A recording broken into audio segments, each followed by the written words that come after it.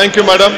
This is an historic legislation after RTI. Yes, please sit down. Yes, you speak. After RTI and Manrega, madam, this legislation will be a great boon to minorities and weaker sections because, according to Planning Commission poverty estimates, Muslims have 33.9% poverty in urban areas. And the latest, madam, the NSO survey clearly says that the Muslim household per capita expenditure is rupees 980 as compared to very low as compared to other religious groups. And per capita per day expenditure is only 32 rupees. So that is why I feel, madam, this is a great legislation. My request to the government through you is that in section 10, priority households and AAY households have to be identified.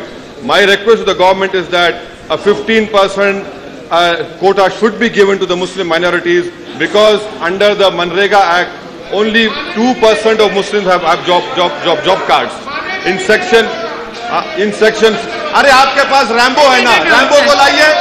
आपका Rambo क्या कर रहा है आजकल? बैठिए, Rambo के बारे में बात करिए. आप इसमें क्यों उलझ रहे हैं? बोलिए. In section 4, madam, free meal and pregnancy in 6 months. हाँ, रैम्बो की बात करिए.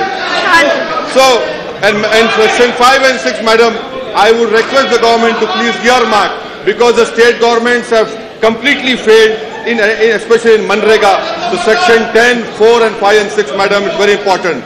As far as my state is concerned, madam, poverty estimates are 9.20. My request to the government for Andhra Pradesh, kindly implement the 75 and 50% rural urban criteria which are implemented because under the present 60% and 41%, only 4 crores 59 lakh people are being covered.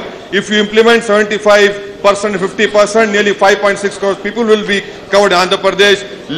Please don't penalize us. And this is an important legislation, madam, because 2011, 16 lakh children have died, 50% children are suffering. I'm concluding, madam.